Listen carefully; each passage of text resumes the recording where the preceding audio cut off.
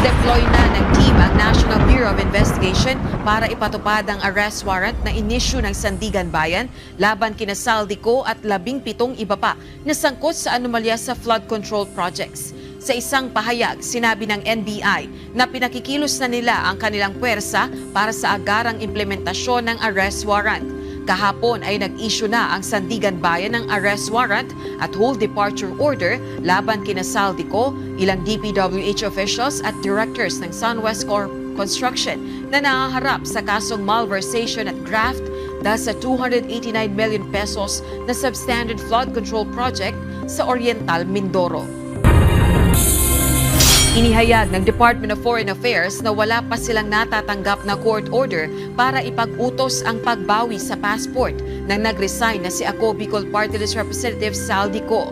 Sa isang statement, sinabi ng DFA na maaari lamang nilang kanselahin ang Philippine passport ng isang Pilipino kapag iniutos ng korte ang pagkansela dito. Kahapon, inianunsyo ni Pangulong Ferdinand Marcos Jr. ang paglalabas ng arrest warrant laban kina Saldico at 17 iba pa na sangkot sa flood control corruption scandal. Sinasabing July 19, 2025 nang umalis sa bansa si Ko para magtungo sa Amerika para sa medical treatment. Ikinatuwa ni Oriental Mindoro Governor Humerlito Bons Dolor ang paglalabas ng arrest warrants laban kay Saldico at 17 iba pa sa Department of Public Works and Highways at SunWest Corporation. Ang gobernador ang nakadiskubre sa mga maanomalyang flood control projects sa Nauhan Oriental Mindoro. Anya, nagpapasalamat siya na buhay pa rin ang hustisya sa Pilipinas, kasabay ng pag-asang may iba pa ring nasa likod ng katiwalian kaugnay ng mga proyektong kontrabaha ang mapapanagot sa batas. Pakiusap naman ito ang patas na pagdinig sa mga kaso at desisyong nakabatay sa matibay na ebidensya. Nangako si Pangulong Ferdinand Marcos Jr. na kanyang tatapusin ang nasimulang investigasyon sa isyu ng maanomalyang flood control projects. Kahapon, iniutos ng Pangulo ang agarang pagpapatupad ng arrest warrant laban kina Saldico at 17 iba pa na iniuugnay sa isyu. Tiniyak naman ng Pangulo na walang magiging special treatment sa mga ito.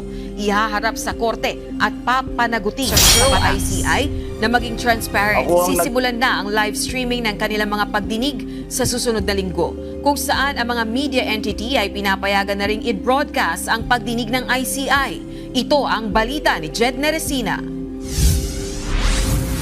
Inaasahang sa susunod na linggo ay mapapanood na ng publiko ang mga gagawing pagdinig ng Independent Commission for Infrastructure o ICI kaugnay ng investigasyon sa flood control projects anomaly. Matapos ang halos isang buwan ay inilabas na kahapon November 21 ang guidelines ng kanilang live streaming, kung saan inihayag ng komisyon na ang lahat ng pagdinig ay ila-live stream, ngunit maaari pa ring magkaroon ng isang executive session.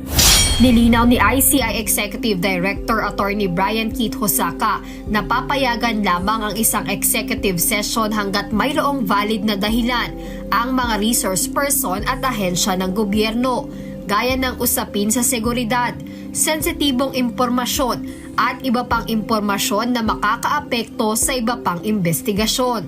As I mentioned earlier, tinignan namin yung existing laws and even the guidelines or issuances and cases decided by the Supreme Court. First of all, if yung information na maaring ibigay ng ating resource person nakakonekta sa national interest or national security, pagka yung information will put the life and safety of an individual in imminent danger, tapos pagka ito ay would interfere, any information would interfere in the investigation at titingnan ng commission mabuti yan kung ang request nila ay hindi saklaw dun sa may exception na yun, live streaming tayo.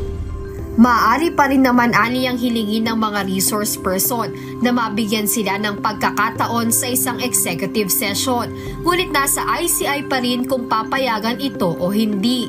At the same time, pagka mayroong mga tao na nababahala sa kanilang seguridad, sa security nila, isa yan sa magiging rason kung bakit pwede silang humingi ng executive session. But nevertheless, sabi ko nga, nakalagay na malinaw sa ating guidelines ay nasa komisyon yan kung papayagan nila ang executive session. Binigyang diin ni Atty. Hosaka na ginawa ng komisyon ang desisyong ito bilang tugon sa panawagan ng publiko sa mas bukas at transparent na investigasyon sa nangyaring malawakang korupsyon sa flood control projects. Bukod dito, ang mga media entity ay maaaring mag-broadcast din ng live streaming ng mga pagdinig hanggat sumusunod ito sa lahat ng requirements ng ICI. Si Cassandra Journalist- Leong po ba? Under detention pa rin ba siya ngayon, Mr. Chair? Ngayon po si Cassandra Leong, naka-release ho siya. No? So hindi siya Paano po nangyari yon, Mr. Chair? Nagulat si Senador Risa Ontiveros nang malamang nakalaya na si Cassandra Leong sa detensyon nito mula sa House of Representatives. Ito ay sa gitna ng warrant of arrest laban kay Ong kaugnay ng iligal na operasyon ng Philippine Offshore Gaming Operator o POGO sa bansa. Si Cassandra Leong ang sinasabing representative ng Lucky South 99. Idinitine siya noong August 2024 sa ilalim ng kustodiya ng Kamara matapos itong mahuli sa Batam, Indonesia at maibalik sa Pilipinas.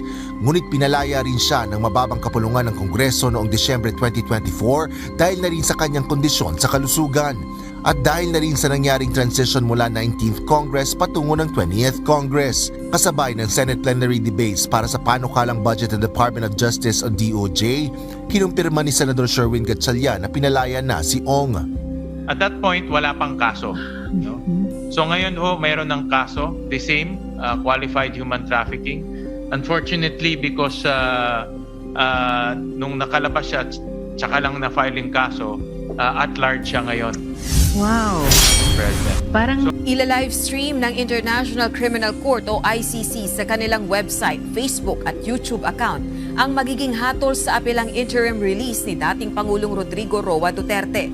Sa official website ng ICC, sinabi nitong isasagawa ang anunsyo sa isang open court sa darating na November 28 ng 10:30 a.m.